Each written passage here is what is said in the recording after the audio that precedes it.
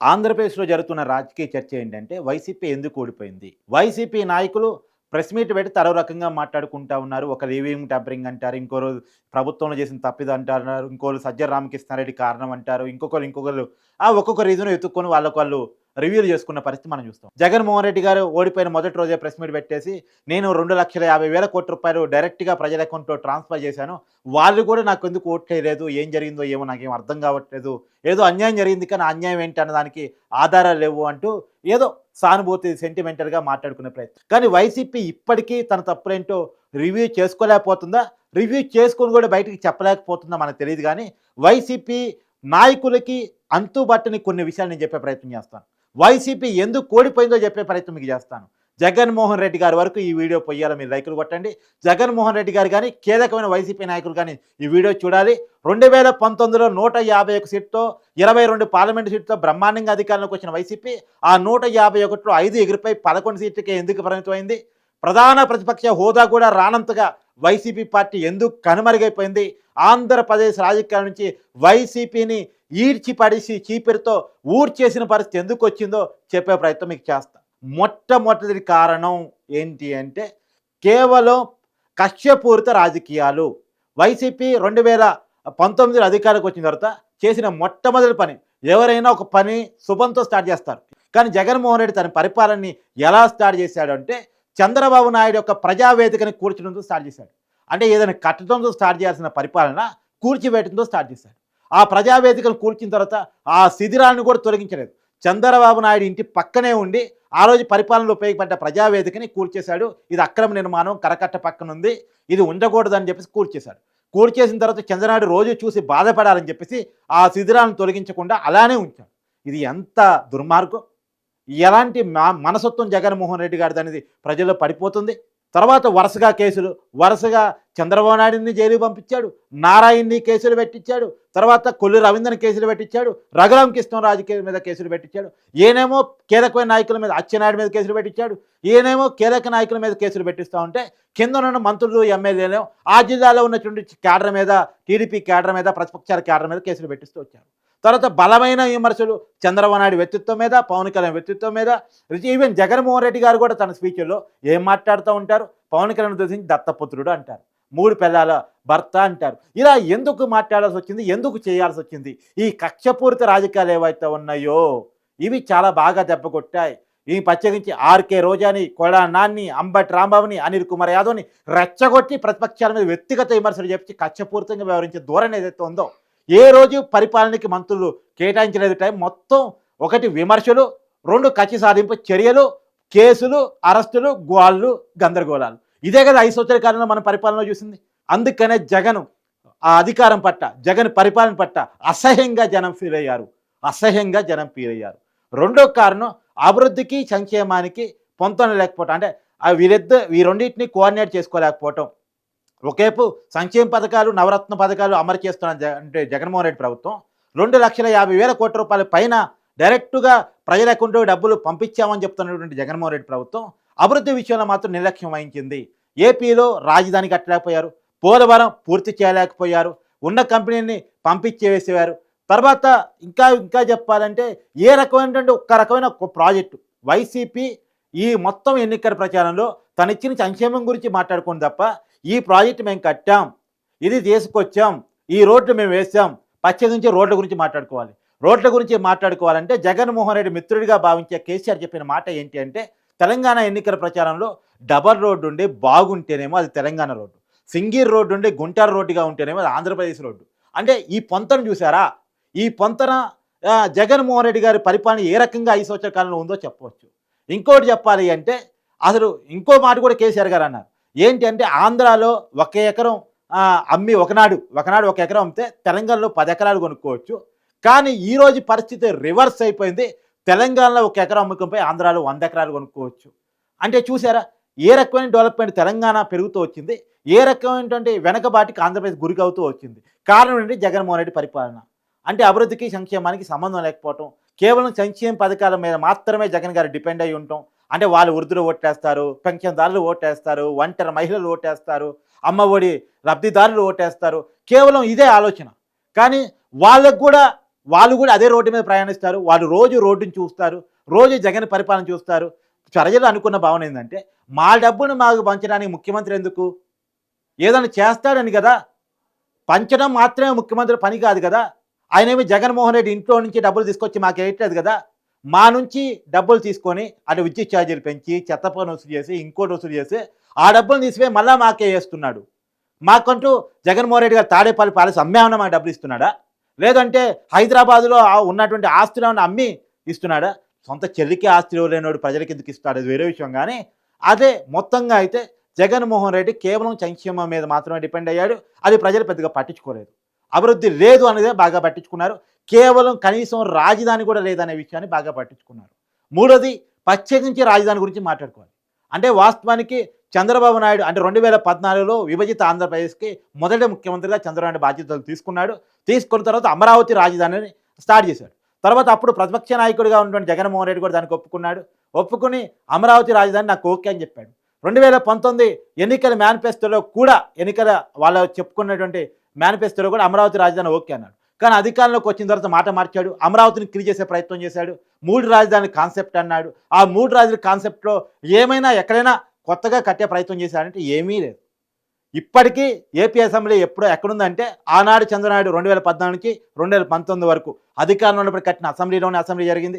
Secretariat పరిపాలన జరిగింది. తర్వాత హైకోర్టు కూడా చంద్రనాయుడు కట్టిన బిల్డింగ్‌లోనే జరిగింది. ఒక్క బిల్డింగ్ కూడా కట్టలేదు. కర్నూలులో హైకోర్టు స్టార్ట్ చేయలేదు. కార్యనిర్వాహక రాజధాని వైజాగ్‌లో స్టార్ట్ చేయలేదు. అంటే జగన్మోహన్ రెడ్డిని అమరావతిని కిల్ చేయడం కోసం 3 రాజధానుల కాన్సెప్ట్ పెట్టుకున్నాడు తప్ప నిజంగా 3 రాజధానులు కడదాం అనేది కాదు అనేది ప్రజలు అర్థం చేసుకున్నారు. అందుకనే కర్నూలు జిల్లాలోనూ జగన్ కోట్లేదు, వైజాగ్‌లోనూ జగన్ కోట్లేదు.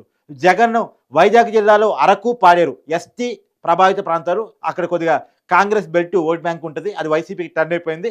కాబట్టి అక్కడ 2 స్థానాల్లో ఉమ్మడి వైజాగ్ జిల్లాలో వైసీపీ గెలిచింది.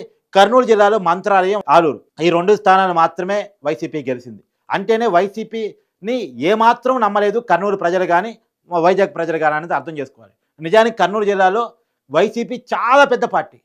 టీడీపీకి చాలా ప్రభావం ఉండదు. కడప, కర్నూలు టీడీపీ ప్రభావం చాలా తక్కువ. కానీ అక్కడ కూడా గెలవలేని పరిస్థితి వచ్చిందంటే కారణం కేవలం ఏపీకి ఒక రాజధాని కూడా లేకుండా పోవటం. తర్వాత కుటుంబంలో తిరుగుబాట్లు ఎలా? వైఎస్ సునీత ఎవరైతే ఉన్నారో వైఎస్ వివేకానంద రెడ్డి కూతురు, అంటే వైఎస్ జగన్ గారి బాబాయ్ కూతురు, ఆ వైఎస్ వివేకానంద రెడ్డి గారి హత్య మీద న్యాయ పోరాటం చేయటం ఒక ఎత్తు అయితే, వైఎస్ షర్మిల ఒకప్పుడు జగనన్న వదిలిమానం అంటూ జగనన్న వైసీపీ పెట్టడంలోనూ, జగన్ గారు అధికారం రావటంలోనూ చాలా కీలక పాత్ర వహించినటువంటి వైఎస్ షర్మిల కూడా జగన్మోహన్ రెడ్డికి వ్యతిరేకంగా కాంగ్రెస్ పార్టీలో చేరి రాజకీయంగా జగన్మోహన్ రెడ్డికి వ్యతిరేకంగా పోరాటం చేయటం జగన్మోహన్ రెడ్డి గారికి చాలా పెద్ద దెబ్బ అయింది. మీకు విషయం చెప్తా, వాస్తవానికి షర్మిల పాత్ర గురించి చెప్పే ప్రయత్నం చేస్తా. ఒకనాడు జగన్ జైల్లో ఉన్నప్పుడు పాదయాత్ర చేసిన వ్యక్తి ఆమె, జగనన్న వదిలిన బాణం తిరిగిన వ్యక్తి ఆమె. తర్వాత కూడా ఆ రోజు ప్రతిపక్షానికే 2014 ఎన్నికలు పరిమితం అయినప్పటికీ కూడా బై బై బాబు క్యాంపెయిన్ నడిపి 2019లో కూడా జగన్మోహన్ రెడ్డి గారు అధికారం రావడానికి కారణం వ్యక్తి షర్మిల. అలాంటి షర్మిలకి ఏమాత్రం న్యాయం చేయలేదు, సొంత చెల్లికే న్యాయం చేయలేదు అని జనంలో బాగా వెళ్ళిపోయింది. ఆ కడపలో ఏ మేరకు ఇంపాక్ట్ పడిందో తెలియదు కానీ మొత్తం స్టేట్ వైడ్గా ఇంపాక్ట్ పడింది. తర్వాత వైఎస్ విజయమ్మ గారు కూడా జగన్మోహన్ రెడ్డి గారి తల్లి, ఒకప్పుడు పులివెందుల ఎమ్మెల్యే. అంటే వాస్తవానికి ఏంటంటే రాజశేఖర రెడ్డి గారు చనిపోయిన తర్వాత ఆ సింపతి జగన్ గారికి రావటంలో అటు షర్మిల పనిచేశారు, ఇటు విజయమ్మ పనిచేశారు. ఏమాత్రం రాజకీయాలతో సంబంధం లేని వాళ్ళిద్దరూ రాజకీయాలకు జగన్మోహన్ రెడ్డి గారే తీసుకొచ్చారు. విజయమ్మను ఆ రోజు ఎమ్మెల్యేగా నిలబెట్టింది జగన్మోహన్ రెడ్డి గారే, షర్మిలతో పాదయాత్ర చేపించింది జగన్మోహన్ రెడ్డి గారే. కానీ తన అధికారంలోకి వచ్చిన తర్వాత మాత్రం వాళ్ళని మర్చిపోయాడు. తల్లిని వదిలేశాడు, చెల్లిని వదిలేశాడు. కాబట్టి వాళ్ళు ఎదురు తిరగటం ఏదైతే ఉందో అది రాష్ట్ర వ్యాప్తంగా బాగా ప్రభావం పడింది. తల్లిని చెల్లినే చూసుకోలేనోడు రాష్ట్రాన్ని చూసుకుంటాడా? అందుకని జగన్మోహన్ రెడ్డి గారు అందరినీ నా అవ్వ, నా అక్క, నా చెల్లి అని పిలుస్తున్నా పట్టించుకోలే జనం. ఎందుకు అంటే సొంత చెల్లిని తల్లిని వదిలేసినోడివి నువ్వు మమ్మల్ని పిలుస్తామంటే మేము పట్టించుకుంటామని అన్నారు. అది బాగా ఎఫెక్ట్ కొట్టిన అంశం. ఇంకొక అంశం, 5వ అంశం, వైఎస్ వివేకానంద రెడ్డి గారి హత్య కేసు. వైఎస్ వివేకానంద రెడ్డి గారి హత్య కేసులో జగన్ది ద్వంద్వ వైఖరి. ఒకప్పుడు అతను ప్రతిపక్షంలో ఉన్నప్పుడు జరిగింది ఇది. దాన్ని ఉపయోగించుకుని అధికారంలోకి వచ్చారు. నా బాబాయిని చంపేశారు, మా నాన్నని చంపేశారు, నాకు అన్యాయం, తండ్రి లేని బిడ్డని, బాబాయ్ లేని బిడ్డని, పెద్దరికం లేకుండా పోయింది నాకు అని చెప్పేసి ఒక బాధతోటి ఆ రోజు ఏడుస్తూ జనంలోకి వెళ్ళిపోయిన జగన్మోహన్ రెడ్డి తర్వాత అధికారంలోకి వచ్చాడు. కానీ వైఎస్ వివేకానంద రెడ్డి హత్య కేసులో ఆ రోజునేమో దీంట్లో సిబిఐతో విచారణ జరిపించారని కోర్టులో పిటిషన్ కూడా వేశాడు జగన్మోహన్ రెడ్డి. కానీ అధికారంలోకి వచ్చిన తర్వాత సిబిఐతో విచారణ జరిపించారనే వాదనకు కట్టుబడకుండా ఆ పిటిషన్ వెనక్కి తీసుకున్నాడు. సిబిఐతో విచారణ చేపించొద్దంటూ మాట్లాడే ప్రయత్నం చేశాడు. ఈ కేసులో ప్రధాన నిందితుడిగా ఉన్నటువంటి ఎవరైతే వైఎస్ అవినాష్ రెడ్డి ఉన్నాడో అతనికి మద్దతు తెలుపుతూ వచ్చాడు, అతన్నే సపోర్ట్ చేస్తూ వచ్చాడు. వైఎస్ సునీతని అంటే వైఎస్ వివేకానంద రెడ్డి బిడ్డను దూరం చేసుకున్నాడు. ఇవాళ ఆ బిడ్డ జగన్మోహన్ రెడ్డికి వ్యతిరేకంగా పోరాటం చేస్తుంది. ఒక దుర్మార్గుడికి అండగా నీ పార్టీ ఉంది, నువ్వున్నావు. అతన్ని అరెస్ట్ చేస్తానంటే నీ పార్టీ కార్యకర్తను అడ్డుపెట్టి నిలిపావు. ఇది ఎక్కడ దుర్మార్గం? జగన్మోహన్ రెడ్డిని ఓడించండి దండం పెట్టి ఆమె కడపలో ప్రచారం చేశారు. వాస్తవానికి YS Sharmila, YS Sunitha, YS Vivekananda Reddy గారి హత్య కేసుని బాగా ఇష్యూ చేశారు. అది రాష్ట్రంలో చాలా తీవ్రమైన ప్రభావం చూపించింది. వివేకం అనే సినిమా కూడా వచ్చింది. అంతకంటే ఎక్కువ కడప రాజకీయాలని జగన్మోహన్ రెడ్డి మార్చాడు అని ఏదైతే షర్మిల, సునీత చెప్పినటువంటి మాటలు ఉన్నాయో అది మొత్తం రాష్ట్రంలో చాలా పెద్ద ప్రభావం చూపించాయి. జగన్మోహన్ రెడ్డికి వ్యతిరేకంగా బాగా జనాన్ని ర్యాలీ చేశాయి. అది కాకుండా తర్వాత ఇంకొక అంశంగా చెప్పుకోవాల్సింది land titling act. Land titling act ఎన్నికల కంటే కొద్ది రోజుల ముందు తీవ్రమైనటువంటి ప్రభావం చూపించింది. అంటే జగన్మోహన్ రెడ్డి గారి పిచ్చి పబ్లిసిటీకి ఈవెన్ జనాల పాస్బుక్ల మీద కూడా జగన్మోహన్ రెడ్డి గారి ఫోటో ఉండటం ఏంటి అనేది జనంలో బాగా భాగమైంది. ఏమన్నది మా ఆస్తులు గవర్నమెంట్ ఆస్తులను తాకట్టు పెట్టేశాడు, ప్రజల ఆస్తులను తాకట్టు పెట్టేస్తున్నాడు. ఇక వ్యక్తిగత ఆస్తులు కూడా తీసుకొని తాకట్టు పెట్టి అప్పులు తీసుకొచ్చి దాన్ని ఏమైనా పంచుదామని చూస్తున్నాడా, లేదా కబ్జాలు చేద్దామని చూసుకుంటున్నారా, అవన్నీ లాక్కుందామని చూస్తున్నారా అనే అభిప్రాయం ప్రజల్లోకి బాగా పోయింది. ఎందుకంటే ఈ రోజు వరకు 40 ఏళ్ళు 1947 నుంచి భారతదేశ స్వతంత్రం వచ్చినప్పటి నుంచి ఈ రోజు వరకు ఎవరు వ్యక్తిగత ఆస్తుల మీద తన ముద్ర ఉండాలి అనుకోరు. కానీ మొదటిసారి జగన్మోహన్ రెడ్డి వ్యక్తిగత ఆస్తులు పాస్బుక్ల మీద జగన్మోహన్ రెడ్డి గారు తన పుట్ట ముద్రించుకున్నారు. ఆంధ్రప్రదేశ్ చిత్రపటాన్నో ఆంధ్రప్రదేశ్ చిహ్నాన్ని ముద్రించుకోవడం వేరు, ముఖ్యమంత్రిగా జగన్మోహన్ రెడ్డి గారు తన పుట్ట వేసుకోవడం వేరు. సహజంగా ఏంటంటే ఏ లబ్ధిదారుడికైనా తన వ్యక్తిగత ఆస్తి యొక్క పత్రం మీద తన పుట్ట మాత్రమే ఉండాలనుకుంటాడు, ప్రభుత్వ రాజముద్ర ఉండాలనుకుంటాడు. కానీ ఇక్కడ జగన్మోహన్ రెడ్డి గారి పుట్ట ఉంటాను ఎవరూ జీర్ణించుకోలేకపోయారు. జగన్మోహన్ రెడ్డి గారి అభిమానులతో సహా, వైసీపీ కార్యకర్తలతో సహా ఎవరో జీర్ణించుకోలేకపోయారు. ఇది ల్యాండ్ టైటిలింగ్ యాక్ట్ అనేది బాగా ఎఫెక్ట్ చూపించింది. వ్యక్తిగత ఆస్తులను జగన్మోహన్ రెడ్డి లాక్కుంటున్నాడు. వైసీపీ ప్రభుత్వం మరొకసారి అధికారంలోకి వస్తే వ్యక్తిగత ఆస్తులు లేకుండా చేస్తుంది, మొత్తం వాళ్ళ చేతిలో తీసుకుంటుంది అనేది బాగా జనంలోకి వెళ్ళింది. ఇది బాగా దెబ్బకొట్టిన విషయం. మరొకటి ఏకస్వామ్య తత్వం. ఆ పార్టీలోనూ ప్రభుత్వంలోనూ జగన్మోహన్ రెడ్డి గారు మాత్రమే హీరో, ఇంకెవరూ కాదు. ప్రభుత్వంలో మంత్రులకు విలువ లేదు, ఎమ్మెల్యేలకు విలువ లేదు, కింది స్థాయి ప్రజాప్రతినిధికి అసలే విలువ లేదు. సో పార్టీలో కూడా జగన్మోహన్ రెడ్డి గారు, తర్వాత సజ్జల రామకృష్ణారెడ్డి గారు, ప్రభుత్వంలో వీళ్ళే, పార్టీలో వీళ్ళే. వీళ్ళిద్దరు మాత్రమే అంటే జగన్మోహన్ రెడ్డి గారు ఆదేశిస్తారు, సజ్జల రామకృష్ణారెడ్డి గారు మొత్తానికి కన్వే చేసి అన్నిటికీ తనే ప్రెస్ మీట్, మంత్రులకు పెట్టే ప్రెస్ మీట్కి సజ్జల రామకృష్ణారెడ్డి చెప్తాడు, ఎమ్మెల్యేలు చెప్పాల్సిన విషయాలు సజ్జల రామకృష్ణారెడ్డి గారు చెప్తారు, అన్నీ సజ్జల రామకృష్ణారెడ్డి గారు. మంత్రులు ఎందుకు, ఎమ్మెల్యేలు ఎందుకు, మీకు ఒక విషయాన్ని క్లియర్గా చెప్పే ప్రయత్నం చేస్తాం. ఇవాళ మొత్తం తెలుగు రాష్ట్రాల్లో టీడీపీ లీడర్స్ బలంగా ఉన్నారు. ఎందుకంటే లీడర్షిప్ని పెద్ద ఎత్తున ఎమర్జీ చేసుకున్నారు కాబట్టి. ఇప్పుడు ఉదాహరణకి తెలంగాణ ముఖ్యమంత్రి రేవంత్ రెడ్డి టీడీపీ స్కూల్ నుంచి వచ్చాడు. తర్వాత మాజీ ముఖ్యమంత్రి కేసీఆర్ బీఆర్ఎస్ అధినేత, ఆయన టీడీపీ స్కూలింగ్ నుంచి వచ్చాడు. ఇవాళ ఏపీలో చూద్దాం, ఏపీలో అచ్చెన్నాయుడు తర్వాత బలమైన లీడర్ చెప్తాను, అయ్యన్ పాత్రుడు అంటే జిల్లాకు లీడర్ చెప్పొచ్చు, కళా వెంకట్రావు. తర్వాత ఇలా జిల్లాకు ఒక లీడర్ని బాగా ఎస్టాబ్లిష్ చేసుకుంది టీడీపీ. ఇప్పుడు కృష్ణా జిల్లాకు వచ్చేసరికి దేవినేని ఉమా, ఇట్లా ప్రభావం కొల్లు రవీంద్ర, ప్రభావం చూపగలిగినటువంటి లీడర్స్. గుంటూరు జిల్లాలో దూలిపాలి నరేంద్ర, ఇట్లా జిల్లాకు కొద్దిమంది లీడర్స్ని ఎస్టాబ్లిష్ చేసుకుంది. వాస్తవానికి వైసీపీలో కూడా చాలా మంచి లీడర్స్ ఉన్నారు, కాంగ్రెస్లో ఎస్టాబ్లిష్ అయ్యి ఎమర్జీ అయిన లీడర్స్ ఉన్నారు. ఉత్తరాంధ్రలో బొత్స సత్యనారాయణ కావచ్చు, తర్వాత చిత్తూరు జిల్లాలో పెద్దిరెడ్డి రామచంద్రారెడ్డి కావచ్చు.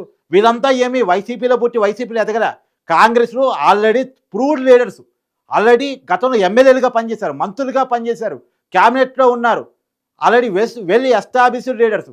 కానీ వాళ్ళు వైసీపీలోకి వచ్చిన తర్వాత ఏమైపోయారు, కనుమరుగైపోతున్న పరిస్థితి. వాళ్ళకి ఏ ఇంపార్టెన్స్ లేదు. బొత్స సత్యనారాయణ ఏం చేయాలి, సజ్జల రామకృష్ణారెడ్డి ఏం చెప్తే అది చెప్పాలి, జగన్మోహన్ రెడ్డి గారు ఏం ఆదేశిస్తే అది చేయాలి. సొంతంగా ఏ డిసిషన్ తీసుకోవడానికి లేదు, మంత్రులకు లేదు, ఎమ్మెల్యేలకు లేదు, ఈ కింద స్థాయి ప్రజాప్రతినిధులకు అసలే ఏమీ లేని పరిస్థితి. కాబట్టి ఇది ఏదైతే ఉందో అది చాలా తీవ్రమైన ప్రభావం చూపించింది. వైసీపీని చాలా పెద్ద ఎత్తున డ్యామేజ్ చేసింది. కేవలం జగన్మోహన్ రెడ్డి బొమ్మ మీదే గెలుస్తాడని అతి ఏదైతే ఉందో ఆ అతి ఇలా ఓడిచ్చింది. తర్వాత ఇంకొక విషయం, తర్వాత ఎమ్మెల్యేల షెప్లింగ్, ఎమ్మెల్యేల మీద వ్యతిరేకత ఉందని చెప్పేసి ఐపాక్ రిపోర్ట్ ఇచ్చిన తర్వాత ఇక్కడ ఎమ్మెల్యేని తీసిపోయి అక్కడ ఎమ్మెల్యేని తీసిపోయి ఇక్కడ, తర్వాత కొంతమంది ఎమ్మెల్యేలకి నిరాకరణ.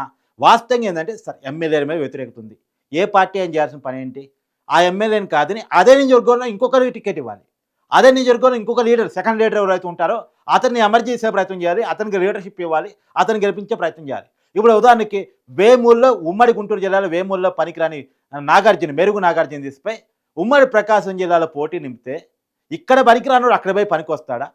రెండోది, అక్కడ అసలు అతని పరిచయాలు ఉన్నాయా? ప్రజలకు అతను తెలుసా? మంత్రులకు ఇంపార్టెన్స్ లేదు, అతనికి ఏమి ఇంపార్టెన్స్ లేదు నీ 5 ఏళ్ల పాలనలో. తర్వాత ఇప్పుడు పోయి ఉమ్మడి ప్రకాశం జిల్లాలో కొత్త నియోజకవర్గంలో నువ్వు పోయి పని చేయి, అక్కడ గెలువు అంటే ఎక్కడి నుంచి గెలుస్తాడు? చిలుకూరుపేట అంటే మంత్రిని తీసుకొచ్చేసి ఆమెను తీసుకొచ్చేసి గుంటూరు టౌన్లో పెడితే ఆమె ఎక్కడి నుంచి గెలవగలిగింది? అంటే ఈ తప్పిదాలు ఏవైతే ఉన్నాయో మీరు గుర్తుపెట్టుకోండి.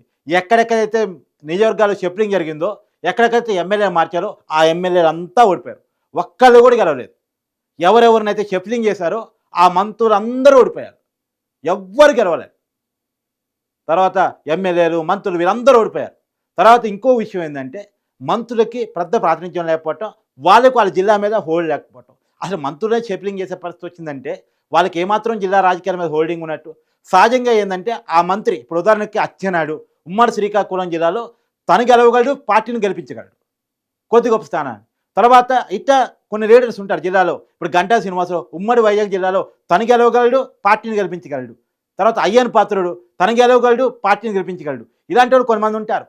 కానీ వైసీపీలో మంత్రులంతా నిర్వీర్యమైపోయారు. వాళ్ళకి ఏ ఇంపార్టెన్స్ లేదు. కాబట్టి వాళ్ళే ఓడిపోయారు. మొత్తం వైసీపీ క్యాబినెట్లో ఒకటి జగన్మోహన్ రెడ్డి గారు పులివెందులలో గెలిచారు, పెద్దిరెడ్డి రామచంద్రారెడ్డి పొంగనూరులో గెలిచారు. ఈ ఇద్దరు తప్ప గెలిచిన వాళ్ళు ఎవరైనా ఉన్నారా? ఎవరూ లేరు. ఎందుకంటే వాళ్ళు ప్రభావం లేకుండా పోయిన లీడర్స్గా తయారయ్యారు. ప్రభావం ఉన్న లీడర్స్ కూడా వాళ్ళ ప్రభావాన్ని తగ్గించుకున్నారు. ఇది బాగా ఎఫెక్ట్ పడింది. నాయకులకి ఎఫెక్ట్ లేకపోవటం, మంత్రులు కూడా వ్యతిరేకత ఉండటం, మంత్రుల పట్ల తీవ్రమైనటువంటి అసంతృప్తి ప్రజల్లో ఉండటం. ఇంకోటి ఏంటంటే పార్టీకి ప్రభుత్వానికి మధ్య సమన్వయం లేకపోవటం. అంటే మొత్తం వాలంటీర్లే చేస్తారు. ప్రజలు ఏదైనా ఉంటే వాలంటీర్తో మాట్లాడుకుంటారు. 50 ఏళ్ళకు ఒక వాలంటీర్ ఉంటాడు, అతనికి ప్రజలకి మాత్రమే కనెక్షన్. ఎమ్మెల్యేతో కనెక్షన్ లేదు, జడ్పీటీసీతో కనెక్షన్ లేదు, ఎంపీటీసీతో కనెక్షన్ లేదు, ఊళ్ళో ఉన్న వాళ్ళ పార్టీ ప్రెసిడెంట్తో కనెక్షన్ లేదు, ఆ ఊరు సర్పంచ్తో కనెక్షన్ లేదు. సో పార్టీకి ప్రభుత్వానికి ప్రజలకి మధ్య ఈ సమన్వయ లోపం ఏదైతే ఉందో అది వైసీపీని చాలా పెద్ద ఎత్తున దెబ్బ కొట్టింది. వైసీపీ లీడర్ పోతే నువ్వెవరు? నువ్వు 5 సంవత్సరాలు నా దగ్గరికి వచ్చావా, నేను నీ దగ్గరికి వచ్చానా? రెండు జరగలేదు. నువ్వు నా దగ్గరికి రాలేదు, నేను నీ దగ్గరికి రాలేదు, నీకు నాతో పని లేదు, నాకు నీతో పని లేదు అనేది ఏదైతే ఉందో అది బాగా. ఎందుకంటే జనం వాలంటీర్తో మాట్లాడుకున్నాడు, వాలంటీర్ జనంతో మాట్లాడుకున్నారు. అంటే వాలంటీర్లు జనాలు ఈ ఇద్దరు మాత్రమే కమ్యూనికేటర్స్. వైసీపీ నాయకులతోనూ, ఎమ్మెల్యేలతోనూ, మంత్రులతోనూ ఏ సంబంధం లేదు ప్రజలకి. సరే ఇంటింటికి పోయారు, దండం పెట్టే ప్రయత్నం చేశారు, అది వేరే విషయం. అది ఎన్నికల కోసం వస్తున్నారు అనుకున్నారు తప్ప ప్రజలు తమ సమస్యలు పరిష్కారం చేసుకోవడం కోసం కేవలం వాలంటీర్లతో మాత్రమే మాట్లాడుకున్నారు. వాలంటీర్లతో మాత్రమే అధికారులు ఉన్నారు. ఈయన స్కీమ్స్ కూడా అక్కడ బటన్ నొక్కాడు, కింద పట్టే. అంతేగాని మధ్యలో ఎమ్మెల్యేనో, మంత్రో, వాళ్ళ జడ్పీటీసీనో, ఎంపీటీసీనో అనే లోకల్ ప్రజలతో సంబంధం ఉండే వాళ్ళెవరికి ఇంపార్టెన్స్ లేకపోవటం అనేటువంటిది బాగా ఎఫెక్ట్ కొట్టింది. అది వైసీపీ ఓటమికి మరో కారణంగా చెప్పుకోవాలి.